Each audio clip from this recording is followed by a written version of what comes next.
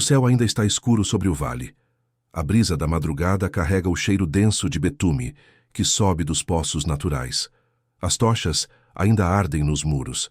Em poucos minutos, fogo cairá do céu e esta cidade deixará de existir. Estamos no Vale do Jordão, na planície ao sul do Mar Salgado, por volta de 1900 a 1700 anos antes da Era Comum. O que acontece aqui nas próximas horas se tornará sinônimo de julgamento divino pelos próximos 4.000 anos. A cidade dorme, ou quase dorme. Há movimento nas ruas próximas ao portão principal, o eco de uma noite que ainda não terminou. Luzes tremeluzem nas janelas das casas mais altas. Fumaça sobe das últimas fogueiras nos pátios internos. Sodoma respira como qualquer cidade próspera do Bronze Médio respiraria nesta hora, satisfeita, inconsciente, viva. Ninguém ali sabe o que está por vir. Antes de começarmos, escreva nos comentários de onde você está assistindo. Deixe seu like, se inscreva no canal e ative o sino. Continuamos. 2 homens deixaram a cidade há pouco. Saíram pelo portão leste acompanhados de um homem da região, sua esposa e suas 2 filhas. Caminhavam rápido, sem olhar para trás. O texto de Gênesis registra que anjos haviam dado uma ordem precisa: não olhar para trás, não parar na planície, fugir para as montanhas. A família de Ló atravessa agora os campos ainda escuros em direção às colinas de Zoar. Dentro dos muros, a cidade não percebeu a partida, não percebeu os sinais, não percebeu que sua última noite já havia começado. Este documentário reconstrói, com base em arqueologia, registros históricos e o texto bíblico, como era Sodoma nos minutos finais de sua existência. Como era o lugar. Quem estava ali? O que faziam? O que viram? Ou deixaram de ver, antes que tudo terminasse. O vale onde Sodoma se erguia era paradoxalmente um dos lugares mais férteis da terra de Canaã. O texto de Gênesis descreve a região como semelhante ao jardim do Senhor, comparável às terras regadas do Egito. Não era exagero. O rio Jordão desaguava aqui em uma planície baixa, alimentada por nascentes e córregos que desciam das montanhas a leste e a oeste. A vegetação era densa nas margens. Tamareiras cresciam em abundância. Campos de cevada e trigo se estendiam entre os assentamentos. A arqueologia moderna confirma essa fertilidade antiga. Escavações em Tal el-Hammam, um sítio na Jordânia que muitos pesquisadores identificam como a Sodoma bíblica, revelaram evidências de ocupação contínua por mais de 2.500 anos antes da destruição. A cidade era massiva para os padrões da época, aproximadamente 40 hectares de área murada, com uma cidadela de quase 10 hectares. Era, possivelmente, a maior cidade do sul do Levante em seu tempo. Os muros que cercavam Sodoma impressionavam qualquer viajante que se aproximasse. Construídos com tijolos de barro cru sobre fundações de pedra, erguiam-se a uma altura estimada entre 6 e 10 metros. A espessura variava de 4 a 5 metros na base, suficiente para resistir a qualquer exército da região. Torres de vigia pontuavam o perímetro em intervalos regulares. Escavações revelaram que essas fortificações haviam sido reconstruídas e reforçadas várias vezes ao longo dos séculos, testemunho de uma cidade que valorizava sua segurança e tinha recursos para mantê-la. O portão principal ficava a leste, voltado para as rotas comerciais que conectavam o Vale do Jordão ao Planalto de Moabe e as terras além. Era aqui que os anciãos se sentavam para administrar justiça, onde comerciantes negociavam, onde a vida pública da cidade pulsava durante o dia. O texto bíblico menciona que Ló estava sentado à porta de Sodoma quando os 2 visitantes chegaram, detalhe que revela tanto seu status na comunidade quanto o funcionamento social da época. Os portões das cidades do Bronze Médio não eram apenas passagens. Eram centros cívicos, tribunais ao ar livre, pontos de encontro. A arquitetura doméstica seguia padrões conhecidos do período. Casas de 2 ou 3 cômodos construídas com tijolos de barro, pisos de terra batida, telhados planos sustentados por vigas de madeira. As famílias mais prósperas tinham pátios internos onde realizavam a maior parte das atividades domésticas. Fornos de argila para assar pão, jarros de cerâmica para armazenar grãos, azeite, vinho, mós de pedra para moer o trigo. A vida cotidiana deixou seus rastros no registro arqueológico. Fragmentos de cerâmica, ferramentas de bronze, ossos de animais consumidos, sementes carbonizadas. A câmera se move agora pelas ruas silenciosas da madrugada. São estreitas, essas ruas, não mais que 2 ou 3 metros de largura na maioria dos casos. O chão é de terra compactada, irregular, marcado por séculos de passagem. Não há iluminação pública. A escuridão é quase absoluta nos becos entre as casas, quebrada apenas pela luz que escapa de uma janela ocasional. O ar carrega o cheiro característico de uma cidade antiga. Fumaça de lenha, esterco de animais, o odor acre dos curtumes que processavam couro nos arredores. Sodoma não era uma cidade isolada. Fazia parte de uma confederação de 5 cidades da planície, a Pentápolis mencionada em Gênesis, Sodoma, Gomorra, Adimá, Zeboim e Zoar. Essas cidades compartilhavam a prosperidade do vale e, presumivelmente, alianças militares e comerciais. Juntas, representavam um centro de poder significativo na região. Juntas, haviam enfrentado e perdido uma guerra contra uma coalizão de reis do norte, liderada por Quedorlaomer da Elão, anos antes. Juntas, seriam destruídas nesta madrugada, todas exceto Zoar, poupada por causa da súplica de Ló. A riqueza de Sodoma vinha de múltiplas fontes. A fertilidade do solo garantia colheitas abundantes. A localização estratégica no cruzamento de rotas comerciais trazia mercadores de terras distantes. Mas havia outro recurso que tornava a região especialmente valiosa: o betume. O texto de Gênesis menciona que o vale de Sidim, onde as cidades estavam situadas, era cheio de poços de betume. Esse material viscoso, que brotava naturalmente do solo em certas áreas, era usado como impermeabilizante, como argamassa, como combustível. Era exportado para o Egito, onde servia no processo de mumificação. Era literalmente ouro negro emergindo da terra. O cheiro do betume impregna o ar nesta madrugada. É um odor forte, mineral, quase sulfuroso. Os habitantes estão tão acostumados que mal o percebem. Mas para qualquer visitante, é a primeira impressão sensorial ao se aproximar da cidade. O vale cheira a enxofre e petróleo, a terra que queima por dentro. A planície onde Sodoma se ergue está significativamente abaixo do nível do mar, aproximadamente 400 metros abaixo, nas estimativas mais aceitas. É uma das depressões mais profundas da superfície terrestre, parte do grande vale do Rift que se estende da Síria até a África Oriental. A pressão atmosférica é ligeiramente maior aqui. O ar é mais denso. O calor durante o dia pode ser insuportável. Mas agora, nas horas antes do amanhecer, a temperatura caiu. O ar está quase frio. Uma névoa leve sobe do solo úmido próximo aos cursos d'água. A lua está em seu quarto minguante. Oferece pouca luz. As estrelas, porém, são extraordinariamente visíveis.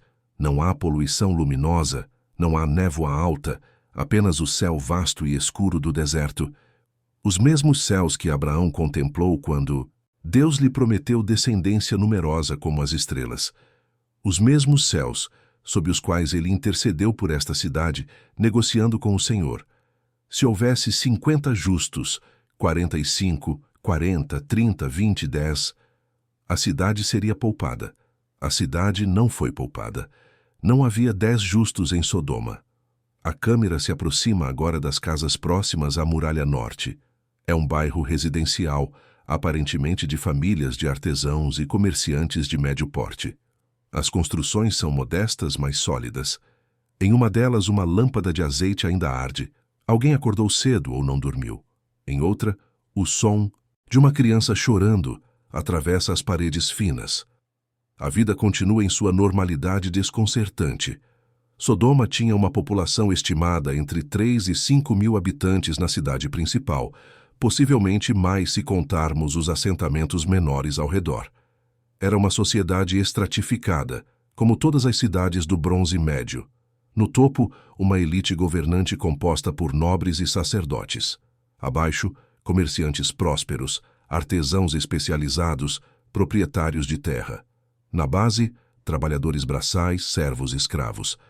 O texto bíblico sugere uma sociedade profundamente corrompida, onde a hospitalidade, um valor sagrado no Antigo Oriente Próximo, havia sido invertida em hostilidade violenta contra estrangeiros. A cena registrada em Gênesis 19 é perturbadora. Quando os dois visitantes chegaram à casa de Ló, os homens da cidade cercaram a residência, exigindo que fossem entregues. O texto é explícito. Todos os homens de Sodoma, jovens e velhos, de todos os bairros. Não era um grupo de desordeiros, era a cidade inteira. O pecado de Sodoma, qualquer que fosse sua natureza exata, havia contaminado toda a comunidade. A violência contra estrangeiros era coletiva, sistemática, institucionalizada. A câmera recua agora para uma visão mais ampla. Do alto da cidadela, seria possível ver toda a extensão da cidade adormecida. As ruas formando um padrão irregular, adaptado à topografia do terreno. As casas amontoadas umas contra as outras, compartilhando paredes. Os espaços abertos dos mercados e praças, vazios nesta hora. Os templos, porque certamente havia templos, onde os deuses locais eram adorados. Baal, Astarte, El, as divindades cananeias que exigiam sacrifícios e oferendas. A religião de Sodoma era típica de Canaã, politeísta, centrada na fertilidade, na prosperidade agrícola, na proteção contra inimigos. Os rituais incluíam, possivelmente, sacrifícios de animais, libações de vinho e azeite, oferendas de grãos. Em casos extremos, possivelmente, sacrifícios humanos, prática documentada em outras cidades cananeias do período. Os sacerdotes eram figuras poderosas, intermediários entre os homens e os deuses, guardiões dos segredos divinos. Nenhum deles, nesta madrugada, antecipava que seus templos seriam cinzas antes do meio-dia. A câmera desce para o nível da rua novamente.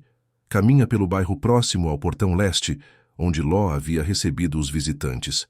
A casa dele está vazia agora. A porta aberta, os móveis abandonados. Sinais de uma partida apressada, uma refeição interrompida, roupas deixadas para trás, uma lâmpada derrubada. Os genros de Ló ficaram. O texto diz que ele os avisou, que lhes disse para saírem da cidade porque o Senhor ia destruí-la. Eles pensaram que ele estava brincando. Riram. Voltaram a dormir. Eles dormem agora, em algum lugar da cidade. Maridos prometidos às filhas de Ló. Jovens que tiveram a chance de escapar e escolheram ficar. Escolheram não acreditar.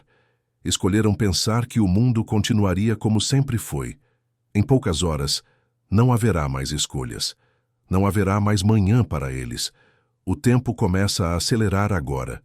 A escuridão no horizonte leste está dando lugar a uma faixa cinzenta. O amanhecer se aproxima. Galos começam a cantar nos quintais. Cães latem ao longe. Os primeiros trabalhadores despertam.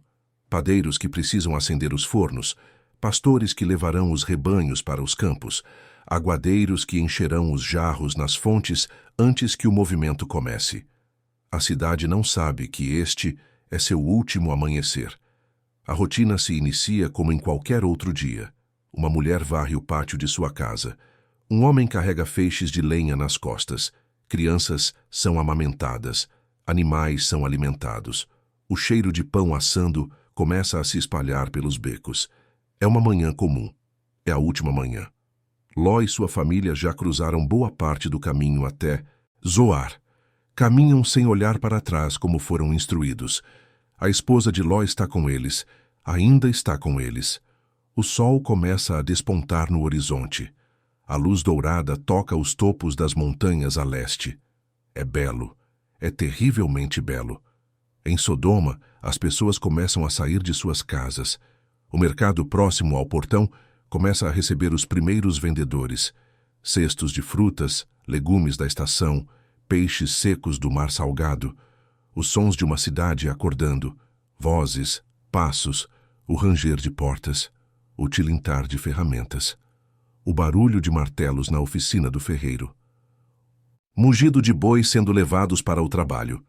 Sodoma desperta para seu último dia sem saber que é seu último dia. A câmera se eleva agora, ganhando altitude. Vista aérea da planície inteira. As 5 cidades da Confederação são visíveis na distância, 5 manchas escuras contra o verde dos campos irrigados e o castanho do deserto ao redor. O mar salgado brilha ao norte, seus minerais refletindo a luz do sol nascente. É uma visão de uma terra próspera, fértil, civilizada. Uma visão que deixará de existir em minutos. O sol está acima do horizonte agora. Seus raios atravessam a névoa matinal que sobe do vale. A luz atinge a muralha leste de Sodoma, dourada contra o tijolo de barro. Os guardas nas torres fazem sua última troca de turno. Comerciantes da região começam a chegar pelo portão principal. É um dia de mercado, talvez, ou apenas mais um dia. A cidade não distingue entre eles. Na casa onde Ló viveu, vizinhos curiosos se aproximam. A porta aberta, a casa vazia. Algo estranho aconteceu. Comentam entre si, especulam. O estrangeiro que morava ali há anos, o sobrinho de Abraão, o homem que foi resgatado quando os reis do norte invadiram, simplesmente desapareceu na noite. Levou a família, deixou tudo para trás. Comportamento estranho, inexplicável. Eles não sabem que Ló havia recebido visitantes na noite anterior. Ou sabem.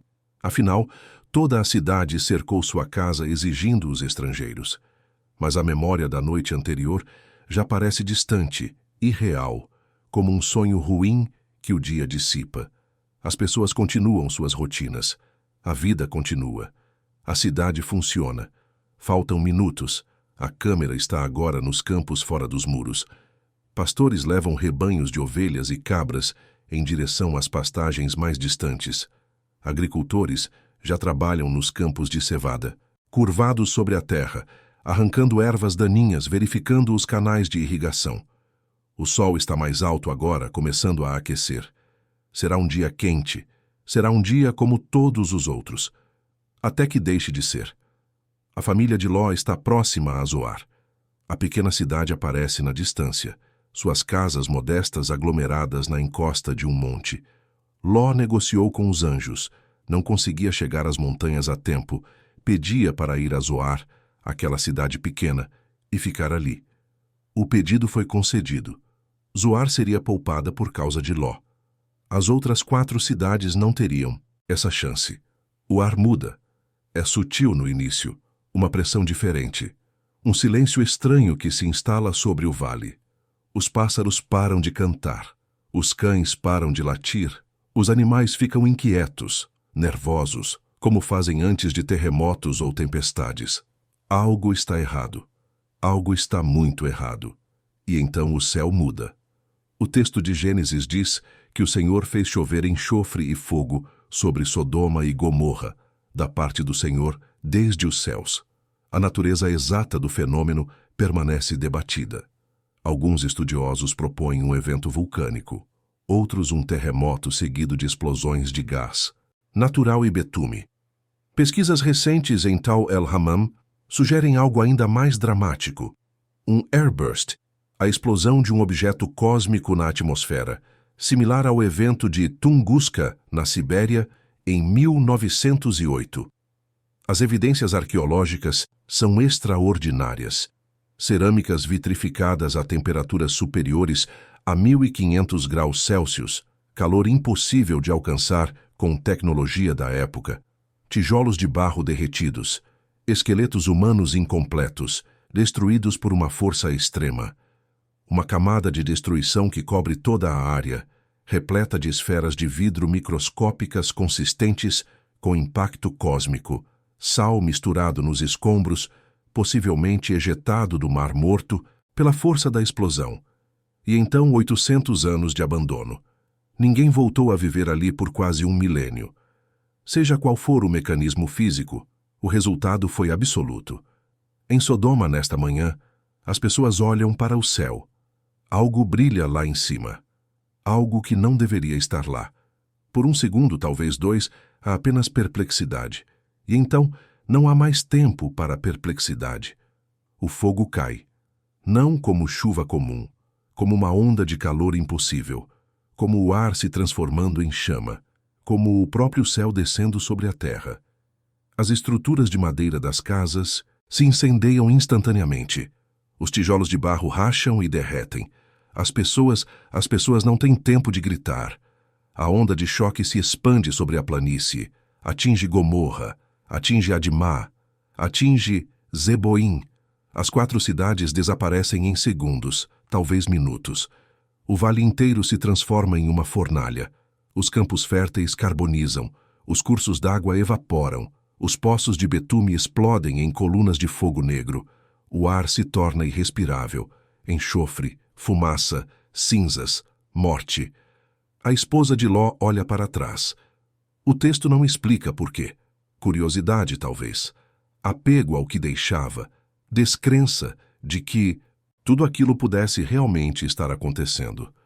Ela olha para trás e vê a destruição. E se transforma em uma coluna de sal. A natureza desse evento também permanece debatida. Alguns interpretam literalmente transformação física em sal. Outros sugerem que ela foi alcançada pela explosão salina que emanou do Mar Morto. Outros ainda propõem que foi coberta por detritos, preservada como as vítimas de Pompeia seriam preservadas em cinzas vulcânicas 1.700 anos depois. O resultado, porém, é o mesmo. Ela ficou para trás. Ela olhou e não continuou. Ló e suas filhas chegam a Zoar. Atrás deles, onde havia 5 cidades prósperas, há apenas fogo.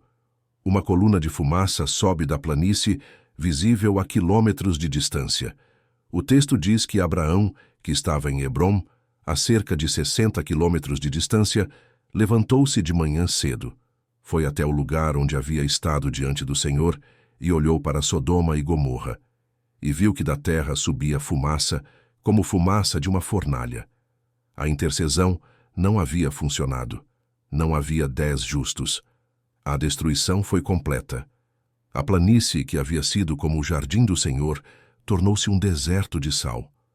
A fertilidade que atraíra Ló, quando escolheu aquela região, desapareceu para sempre.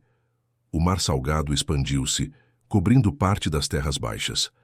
Onde havia campos de trigo e cevada, passou a haver apenas sal, enxofre e desolação.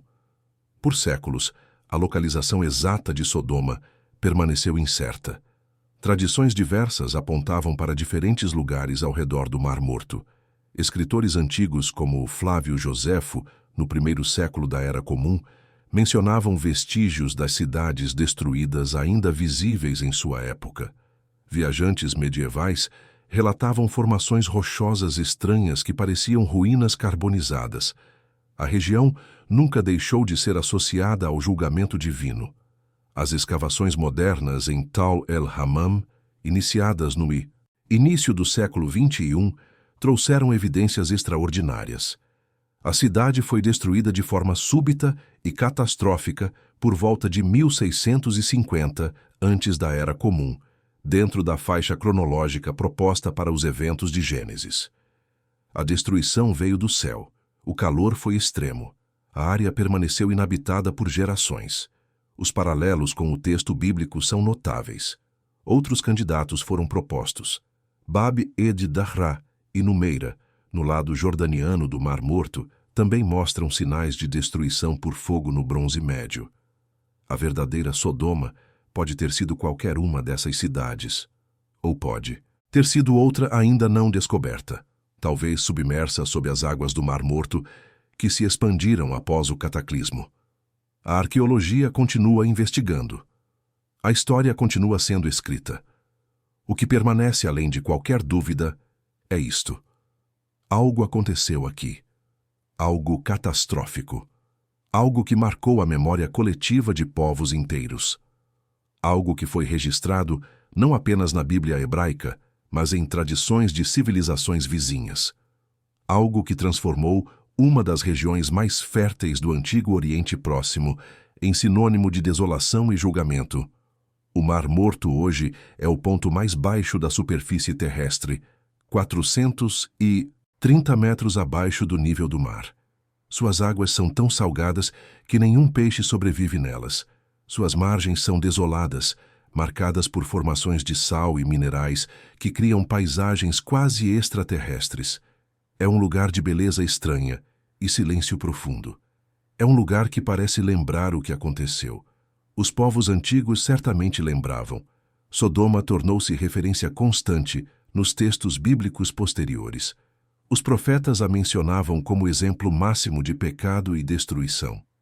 Jesus a citou nos evangelhos, afirmando que seria mais tolerável para Sodoma no dia do juízo do que para as cidades que rejeitavam sua mensagem. O nome se tornou sinônimo de transgressão em praticamente todas as línguas ocidentais. E aqueles que morreram ali, homens e mulheres, crianças e idosos, justos e pecadores, embora aparentemente não houvesse justos suficientes. Comerciantes que acordaram cedo, mães que amamentavam seus filhos, crianças que brincavam nos pátios, sacerdotes que se preparavam para os rituais matinais, todos consumidos em instantes, todos transformados em cinzas e sal, todos esquecidos como indivíduos, lembrados apenas como coletivo, a cidade que pecou e foi destruída. A narrativa bíblica não oferece detalhes sobre suas vidas individuais. Não sabemos seus nomes, suas histórias, seus sonhos. Sabemos apenas que viviam em uma cidade corrompida, que participavam ou toleravam a corrupção, que não eram justos o suficiente para evitar o julgamento. É uma lição dura. É uma lição que ecoa através dos milênios. Ló sobreviveu. Suas filhas sobreviveram. Mas a história que se segue não é feliz. Assustado com Zoar, Ló fugiu para as montanhas e passou a viver em uma caverna com as filhas. O que aconteceu depois, as filhas embriagando o pai para ter descendência, o nascimento de Moabe e Ben-Ami, ancestrais dos Moabitas e Amonitas, é outra camada de tragédia sobre tragédia. A destruição de Sodoma não terminou quando as chamas se apagaram. Seus efeitos continuaram reverberando nas vidas dos sobreviventes. Hoje, o Vale do Jordão continua habitado. Cidades modernas se erguem não muito longe de onde Sodoma um dia existiu. Turistas visitam o Mar Morto para flutuar em suas águas densas e cobrir-se de sua lama mineral. Peregrinos procuram os locais mencionados nas Escrituras. Arqueólogos escavam pacientemente as ruínas, buscando entender o que aconteceu e como. E a pergunta permanece, silenciosa mas insistente. O que transformou um vale fértil em deserto de sal? O que caiu do céu naquela manhã há quase 4.000 anos? O que aconteceu nos últimos minutos de Sodoma? A ciência oferece hipóteses, a fé oferece certezas, a arqueologia oferece evidências, o texto bíblico oferece narrativa. E no cruzamento de todas essas fontes emerge uma conclusão inescapável. Algo extraordinário aconteceu aqui. Algo que transformou paisagens e memórias. Algo que ainda ressoa no presente. Sodoma existiu. Sodoma prosperou. Sodoma foi destruída. E nos minutos que antecederam sua destruição, era apenas uma cidade acordando para mais um dia. Uma cidade que não sabia que era seu último dia. Uma cidade que não sabia que seria lembrada não por sua prosperidade ou sua arquitetura ou sua cultura, mas por sua destruição, por sua ausência. O sol brilha agora sobre as ruínas enterradas. O vento sopra sobre o sal e o enxofre. O silêncio é absoluto onde um dia houve vozes, risos, choros, vida. E em algum lugar sob essa terra devastada, fragmentos de cerâmica, ossos calcinados e pedras vitrificadas testemunham que sim, isto aconteceu. Isto foi real. Isto foi assim. Se este documentário iluminou sua compreensão da história sagrada, inscreva-se no canal. Ative as notificações. Cada episódio é uma jornada ao passado para entender o presente. Deixe nos comentários que outros momentos bíblicos você gostaria de ver reconstruídos? Compartilhe com quem busca conhecer a história Por trás da fé. Até a próxima reconstrução.